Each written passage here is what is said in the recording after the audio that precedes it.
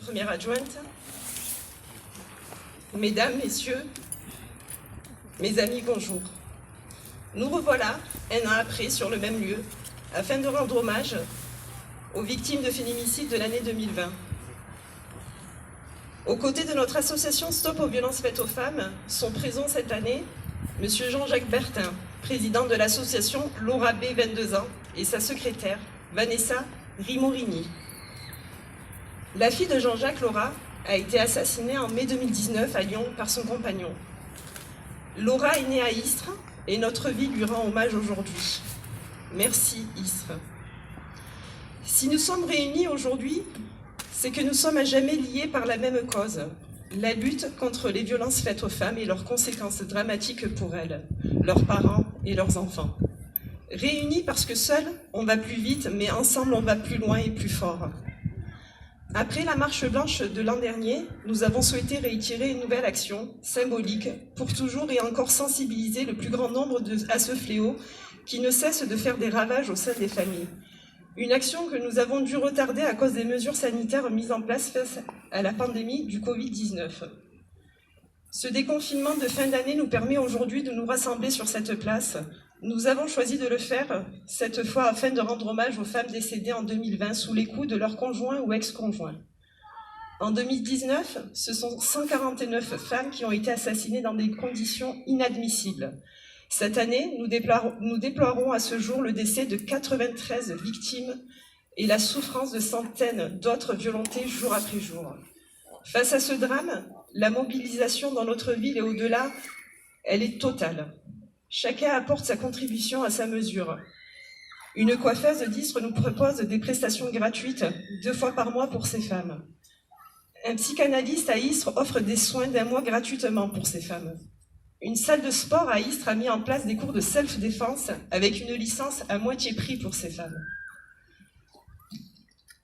Et bien d'autres actions de solidarité. Ce fléau est immense. Nous avons tous autour de nous une ou plusieurs victimes de ce drame. Une sœur, une amie, une cousine, une nièce, une tante, une voisine, une collègue de travail, une mère ou même une grand-mère. En parallèle, notre association est mobilisée depuis 6 mois autour d'un projet indispensable à la survie et à la reconstruction de ces femmes. Celui de l'ouverture d'un centre d'hébergement d'urgence. Un projet indispensable pour ces femmes, un projet qui pourra sauver des vies, un projet qui, sans cela, ne pourront pas les aider.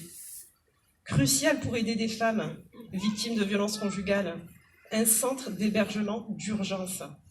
Les places d'hébergement manquent encore cruellement. Les centres d'accueil d'urgence sont saturés en France. Une structure qui répondra aux besoins matériels, sociaux, psychologiques avec des permanences d'un médecin, d'une association, d'une assistante sociale et d'un avocat. Bref, un projet qui se décline autour de 3 mots-clés: secourir, accompagner, reconstruire. Ce jour, nous souhaitons également rendre hommage à 3 hommes du Puy-de-Dôme, au brigadier M. Arnaud Marvel, l'adjudant M. Rémy Dupuis et le lieutenant Cyril Morel. Alors qu'ils étaient engagés pour protéger et sauver, ces 3 gendarmes sont intervenus pour sauver une femme violentée par son compagnon. Ce drame nous touche tous. Nos associations s'inclinent devant leur courage et leur engagement. On partage la douleur de leurs proches et de leurs frères d'armes. Oui, on passera vite à autre chose, certainement ou pas. Ce n'est pas une lutte juste pour arriver à un semblant d'égalité. Ce n'est pas juste un combat pour défendre des droits. Non, c'est plus que cela. Plus que des faits divers tragiques, reliés ou non par les médias, il s'agit d'assassinats commis par des individus sans foi ni loi, lâches au point de se suicider parfois pour ne pas assumer leurs actes.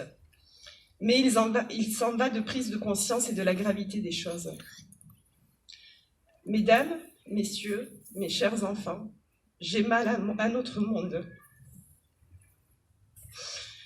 Merci au soutien des 1100 membres de notre groupe Facebook.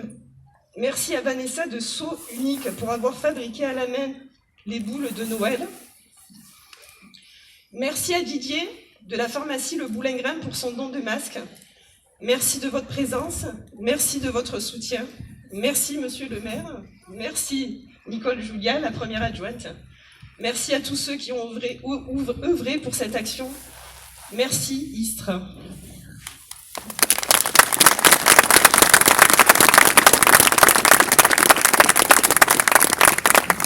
Monsieur Jean-Jacques Bertin, présent, va également faire un petit discours.